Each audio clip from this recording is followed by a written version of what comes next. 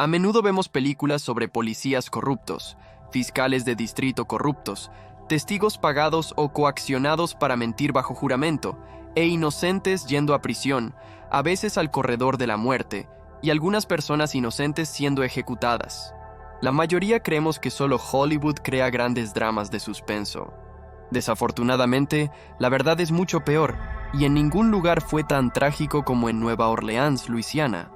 La razón fue el fiscal de distrito de mucho tiempo, Harry Connick Sr. Sí, el padre del músico y actor, Harry Connick Jr. La parroquia de Orleans, durante el mandato de Harry Connick, tiene la tasa per cápita más alta de condenas erróneas en cualquier lugar de los Estados Unidos. Los sucesivos fiscales de distrito adjuntos han sido objeto de severas críticas por un patrón de violaciones a los derechos civiles, incluyendo las llamadas violaciones de Brady, es decir, la retención de pruebas exculpatorias para el abogado defensor y otras tácticas despiadadas y se han salido con la suya durante tanto tiempo. Hola, soy Colin Heaton. ¿Quién era Harry Connick? ¿Cómo obtuvo la reputación de ser el fiscal más letal en América? ¿Cómo se salió con la suya durante tanto tiempo? Hola, soy Colin Heaton, exmilitar, historiador, escritor, y les doy la bienvenida a este episodio de Historia Olvidada.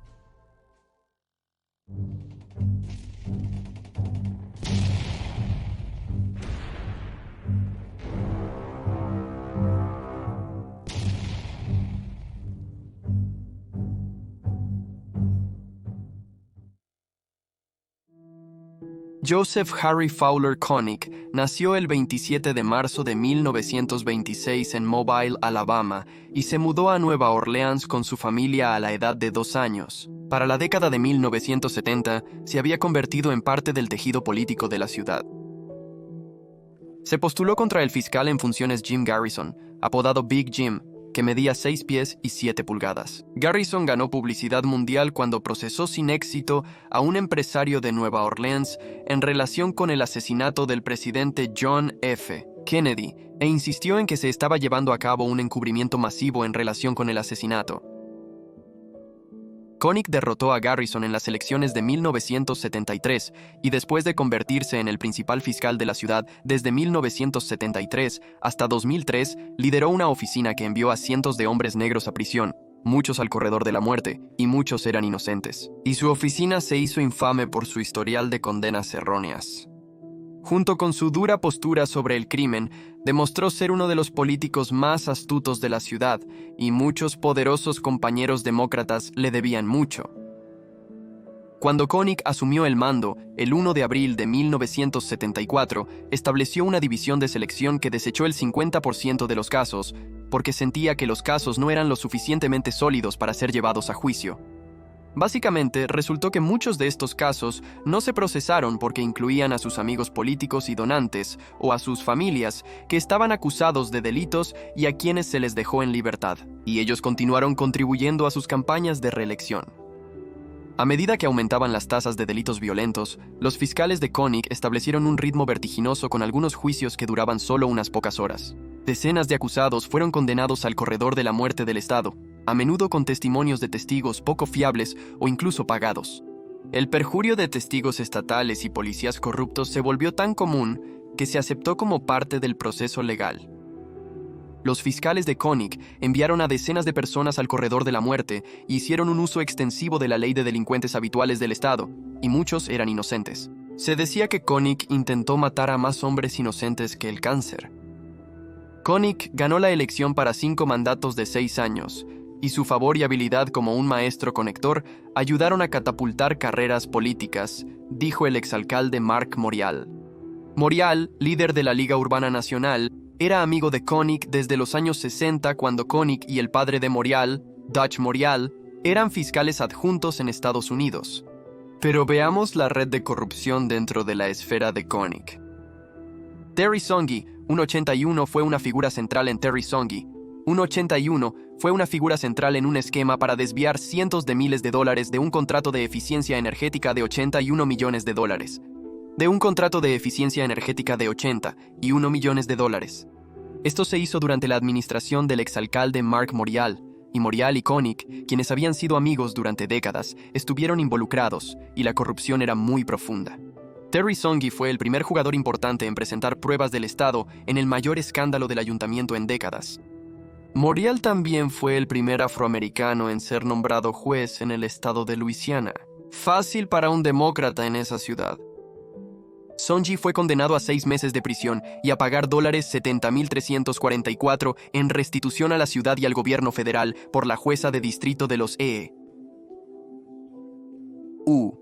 Sarah Biens, el miércoles 20 de agosto de 2008. Song-Yu fue la última figura condenada en el esquema para saquear el contrato de energía de la ciudad con Johnson Controls Incorporated, que terminó produciendo más de una docena de condenas. Si te estás mudando a un estado más cálido o simplemente a una región amigable para la familia, contacta a Real Estate for Life para trabajar con uno de sus 1,400 agentes conscientes y experimentados en los o Canadá. Ve a realestateforlife.org y no olvides mencionar que lo escuchaste en Historia Olvidada. También hallarás a los principales proveedores de servicios financieros en la tienda de Real Estate for Life, en planificación inmobiliaria, nuevas hipotecas, refinanciamiento, atención médica cristiana y más. Así que visita realestateforlife.org hoy. Otros tipos de colegas en el crimen que fueron condenados, incluyendo al exdirector de Administración de Propiedades Kerry Dekay, al restaurador y operador político Stan Pampivari y, al menos indirectamente, al entonces presidente del Consejo de la Ciudad, Oliver Thomas. Pero veamos sus casos. En el caso de Sharif Cousin, los abogados de Koenig retuvieron una declaración clave del testigo de la defensa que habría exonerado al acusado, argumentando que la fiscalía no tenía ninguna obligación legal de divulgar dicha información. Un claro caso de Brady Bunto. Cousin fue sentenciado a muerte en Maryland a los 16 años. Sin embargo, su condena y sentencia fueron revocadas en 1999 tras 4 años principalmente por un informante. Tuvo suerte. Pero las tácticas sucias de algunos de sus asistentes que practicaron mala praxis legal con su bendición vendrían a perseguir su legado. La oficina de Koenig generó 37 sentencias de muerte tras la reinstauración de la pena capital en 1977. Según los registros disponibles, se retuvo evidencia favorable en 9 de los 36 casos, o el 25% de los hombres condenados a muerte en la parroquia de Orleans de 1973 a 2002. Uno en el que se les retuvo durante el juicio. Sí, 4 hombres. Alrededor del 11% fueron condenados por la oficina del fiscal de Orleans de 1973 a 2002, después de que se les retuviera en el juicio evidencia que podría haber puesto en duda su culpabilidad. Alrededor del 11% fueron condenados por la oficina del fiscal de Orleans de 1973 a 2002, después de que se les retuviera en el juicio evidencia que podría haber puesto en duda su culpabilidad. Sí, 4 hombres. Alrededor del 11% fueron condenados por la oficina del fiscal de Orleans de 1973 a 2002, después de que se les retuviera en el juicio evidencia que podría haber puesto en duda su culpabilidad. Cerca del 11% eran totalmente inocentes. 4 acusados fueron ejecutados. Otros 4, incluyendo a la expolicía de Nueva Orleans, Antoinette Frank, aún están en el corredor de la muerte. Uno murió de causas naturales mientras estaba en el corredor de la muerte. Las condenas de otros 28 reclusos condenados durante el mandato récord de Koenig han sido revocadas debido a mala conducta procesal, con 4 de esos en el corredor de la muerte siendo exonerados. Considera el caso de Dan Bright, quien fue arrestado y condenado por asesinato en primer grado en 1996. Lo que la fiscalía ocultó y el jurado nunca escuchó fue que el Federal Bureau of Investigation aprendió la identidad del verdadero asesino a través de un informante que identificó a otra persona. Aunque el abogado de Dan sospechaba de este otro hombre, nunca supieron que el Federal Bureau of Investigation había corroborado sus sospechas. Además, la oficina del fiscal suprimió el hecho de que su único testigo presencial estaba él mismo en violación de su libertad condicional en el momento de su declaración a la policía y supuestamente estaba trabajando como informante. Dan Bright pasó 8 años tras las rejas, gran parte de ese tiempo en el corredor de la muerte, antes de ser exonerado. El hombre identificado por el Federal Bureau of Investigation nunca fue procesado. También fue protegido por la policía y la oficina de Koenig. Al adentrarse en las profundidades de la corrupción demócrata de Nueva Orleans, este es uno para los libros. Curtis Kiles fue condenado injustamente en 1984 por asesinato y sentenciado a muerte en Nueva Orleans, Luisiana.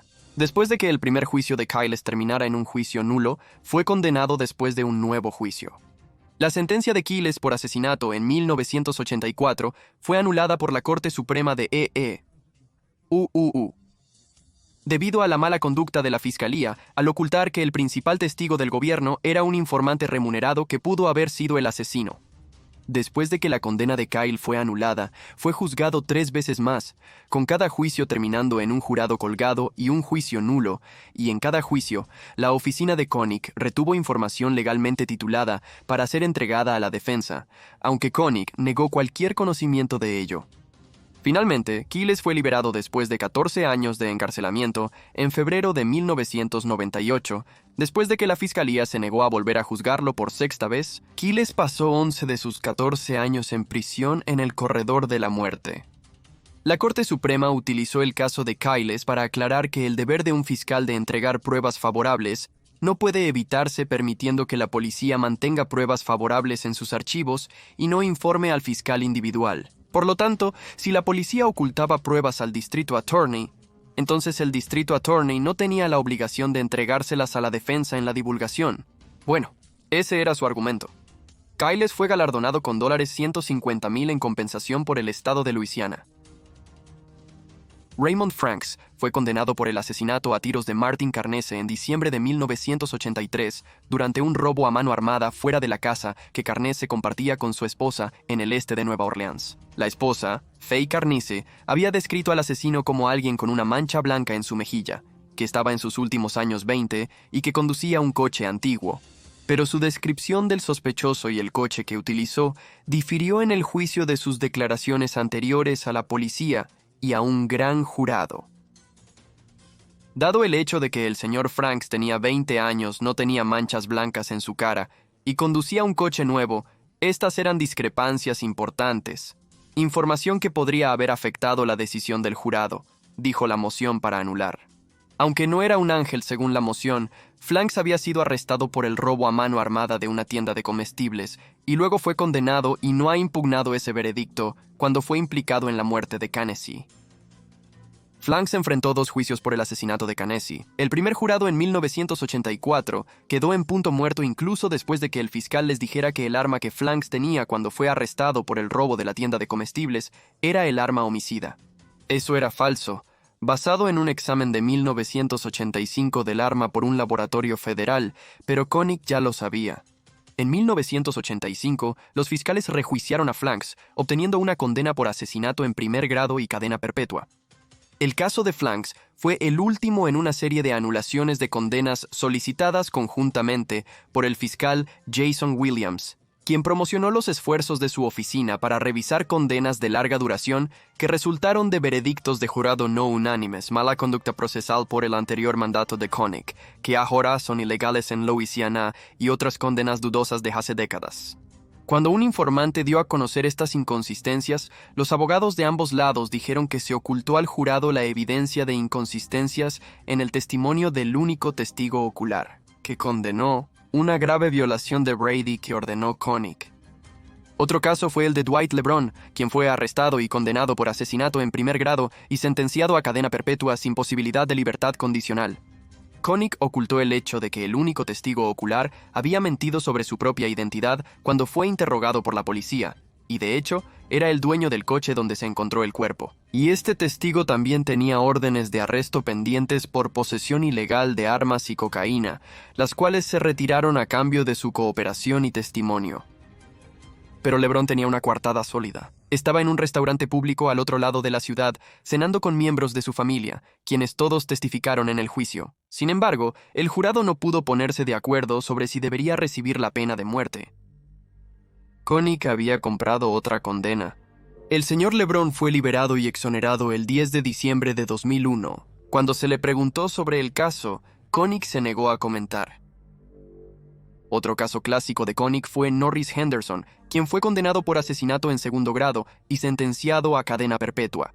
Koenig ocultó pruebas contradictorias sobre la confesión agonizante de la víctima que identificó al acusado. La condena fue revocada y a Henderson se le concedió un nuevo juicio, donde fue condenado nuevamente.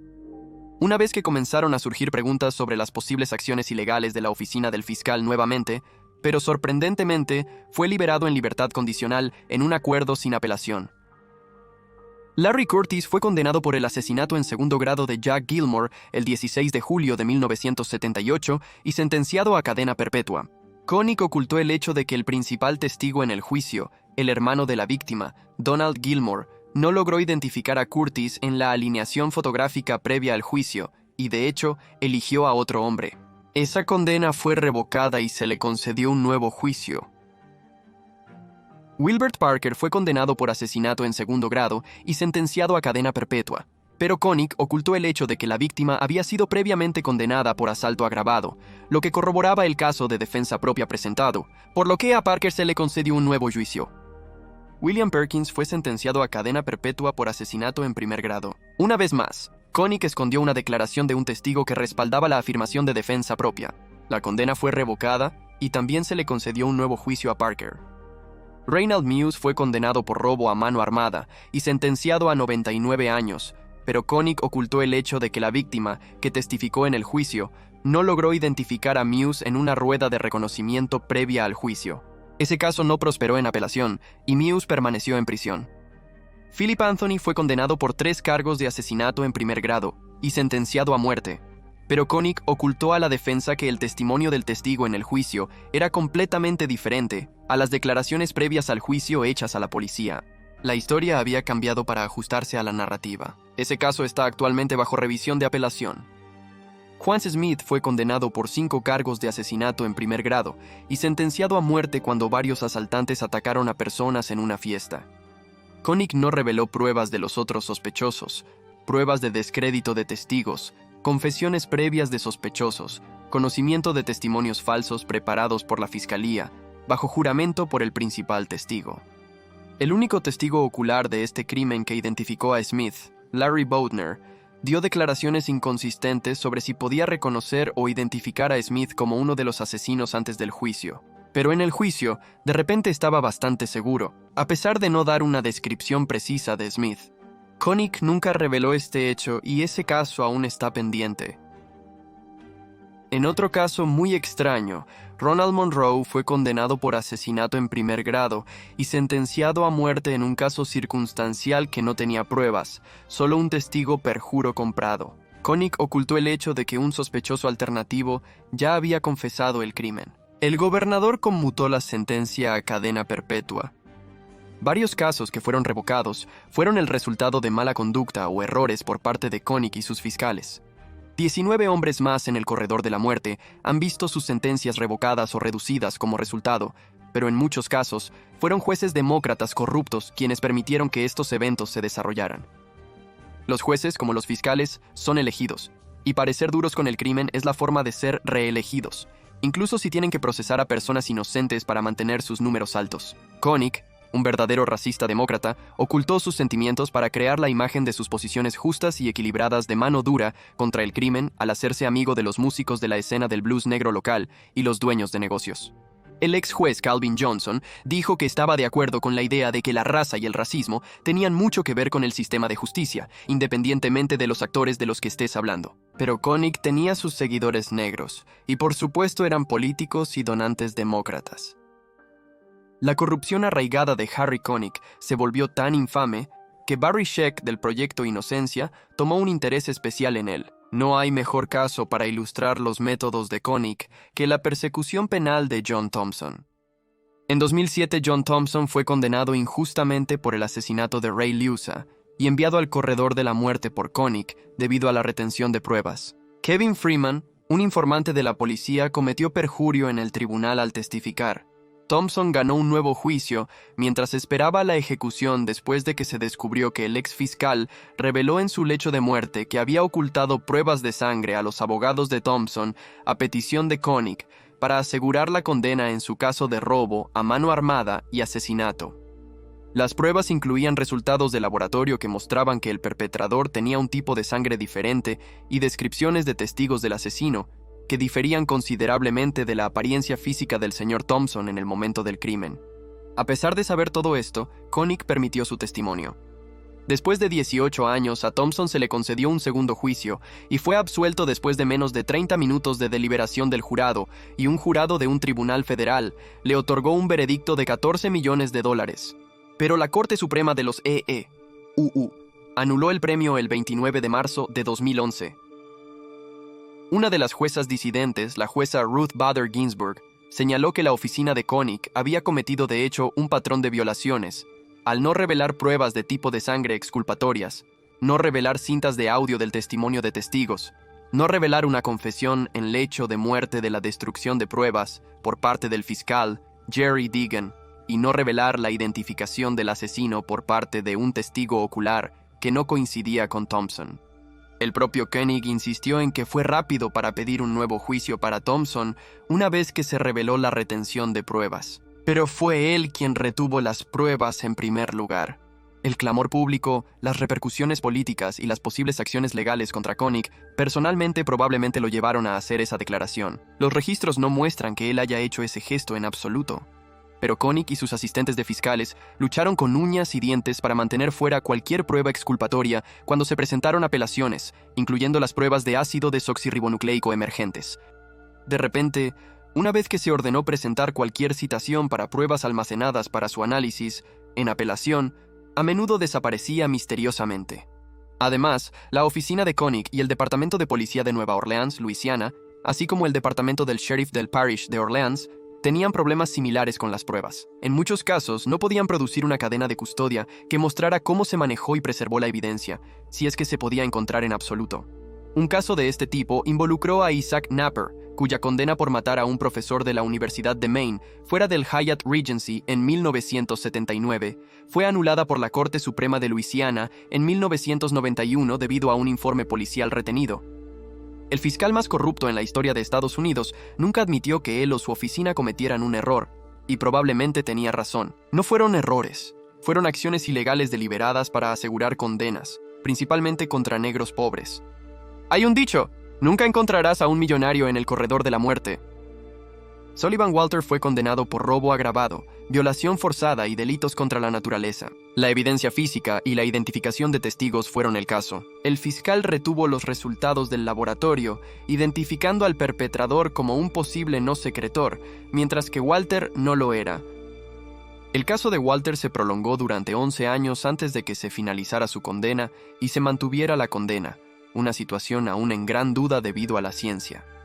Esto también sacó a la luz las acusaciones de posible soborno a los jueces de apelación para ignorar una actividad condenatoria por parte de la oficina de Koenig por ganancia política o financiera.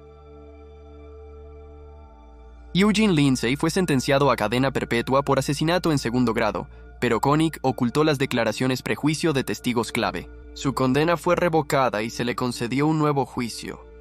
Alfred Oliver fue arrestado por secuestro y robo a mano armada, pero se le concedió un nuevo juicio después de que aparecieron archivos de la fiscalía que mostraban extensas inconsistencias en las historias de quienes lo acusaron, sugiriendo que fabricaron todo el evento. William Perkins fue condenado por asesinato en primer grado, pero se le concedió un nuevo juicio después de que surgieron pruebas suprimidas de los archivos de la fiscalía que sugerían la probabilidad de la investigación policial de que disparó su arma en defensa propia. Un caso que también desconcierta la mente fue el de Gregory Bright, no confundir con Daniel Bright y Earl Truvia, quienes tenían 20 y 17 años cuando, en 1975, la fiscalía los procesó por asesinato en segundo grado. Los dos hombres soportaron 25 años de encarcelamiento injusto antes de que finalmente surgieran pruebas retenidas. Incluso entonces, pasaron 2 años y medio adicionales en prisión con sus casos en la corte antes de ser liberados. El Estado había suprimido pruebas del verdadero perpetrador y el hecho de que su único testigo era un esquizofrénico paranoico con adicción a la heroína. El testigo en su contra fue pagado por Koenig. Ambos hombres tenían más de 40 años cuando finalmente fueron exonerados y liberados de prisión en 2003. Floyd Falcons fue condenado por robo a mano armada y condenado a 30 años, pero Koenig retuvo identificaciones de testigos inconsistentes y su condena fue revocada y se le concedió un nuevo juicio. James Carney fue sentenciado a cadena perpetua por asesinato en segundo grado. En este caso, Koenig ocultó el hecho de que la testigo clave acordó con el fiscal de distrito que se retirarían los cargos de agresión contra ella si testificaba en corte contra Carney, un hombre que ni siquiera conocía. Esa condena fue revocada y a Carney se le concedió un nuevo juicio. En el caso del mental y físicamente discapacitado Thomas Mitchell DeBue, fue condenado por 11 en primer grado por el asesinato de Nickwika Miller, de 6 años, y Jamal Moore, de 11 años, y condenado a muerte. Su hermano, Edward James DeBue, también fue juzgado con él, pero recibió 2 cadenas perpetuas. Koenig ocultó declaraciones de testigos que no coincidían con la descripción física y las capacidades de DeBue, y permitió testimonios sin corroborar. Pero parece que los problemas no tardaron en seguir a Koenig, quien él mismo tuvo problemas en 1989, cuando fue acusado de cargos federales por ayudar a una operación de juego ilegal, al devolver los registros incautados al dueño. Afirmó que devolvió los registros al hombre en cuestión porque los necesitaba para presentar declaraciones de impuestos. Irónicamente, se rumoreaba que Koenig tenía su propio problema de juego y debía mucho dinero, lo cual convirtió en favores legales, pero un jurado lo absolvió de todo eso el 25 de julio de 1990. En el extraño caso de un sacerdote católico, el reverendo Dino Senel, quien admitió que recorría el barrio francés en busca de jóvenes, pero insistió en que el sexo era consensuado y no involucraba a menores, también fue sorprendido con una gran cantidad de pornografía infantil. Koenig se negó a procesar y dijo que lo hizo para evitarle vergüenza a la iglesia. Pero finalmente, Senel fue juzgado y absuelto de los cargos de pornografía infantil en agosto de 1995 por la oficina de Koenig. Luego Koenig anunció en sus 76 cumpleaños que no buscaría otro mandato. El asunto fue revivido en 2014, cuando se revocó una condena por asesinato contra Reginald Adams, quien estuvo encarcelado durante 34 años. Los abogados del Proyecto Inocencia en Nueva Orleans presentaron pruebas de que los detectives y fiscales del caso habían ocultado información crítica antes de la condena de Adams. En 1990, Adams recibió más tarde $1.25 millones en un acuerdo judicial. Bernal Jaluka, Kunta Gable y Leroy Nelson fueron declarados culpables del 1996, con los 3 adolescentes manteniendo su inocencia desde su arresto. Cumplieron 28 años por un delito del que no sabían nada, y Koenig ocultó pruebas exculpatorias a la defensa. Sabía que eran inocentes.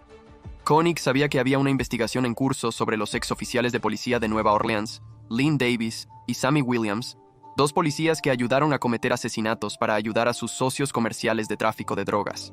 Los registros también revelaron que la pareja fueron los primeros oficiales presentes en la escena del tiroteo. Lynn Davis, un objetivo clave en una operación encubierta del Federal Bureau of Investigation a mediados de los años 90 a medida que emergía, el patrullero era un ejecutor principal en un esquema de protección para los traficantes de drogas de la ciudad operado por oficiales de policía corruptos. Durante la investigación, Davis fue grabado en una escucha telefónica encargando un golpe a una mujer llamada Kim Groves, quien había presentado una queja por brutalidad contra su compañero Williams. Groves fue asesinada menos de 2 meses después del asesinato de Santanac. La Fiscalía del Estado dependió casi completamente del testimonio de un único testigo llamado Samuel Rayford, el hombre que conducía el coche en el que Santanac fue disparado. Los fiscales revelaron que se habían ocultado en el juicio importantes inconsistencias en su relato del tiroteo, así como pruebas relacionadas con su credibilidad.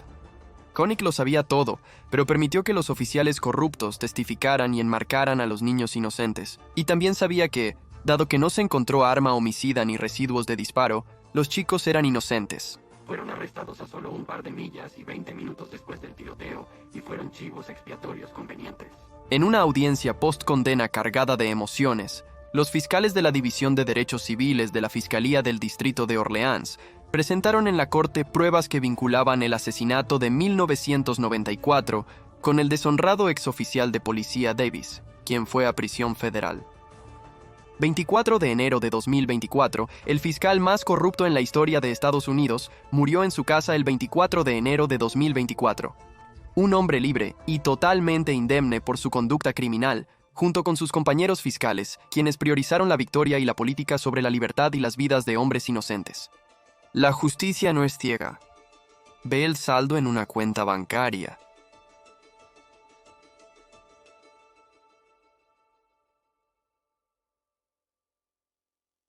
Gracias por ver el episodio de hoy de Historia Olvidada. Si te gustó este episodio, considera convertirte en miembro del canal o unirte a nuestra página de Patreon. Esto nos ayudaría a compensar el costo cada vez mayor de producción. Como siempre, por favor da like, comparte y comenta, y si tienes alguna idea para el programa, contáctanos y te responderemos lo más pronto posible. Hasta la próxima vez.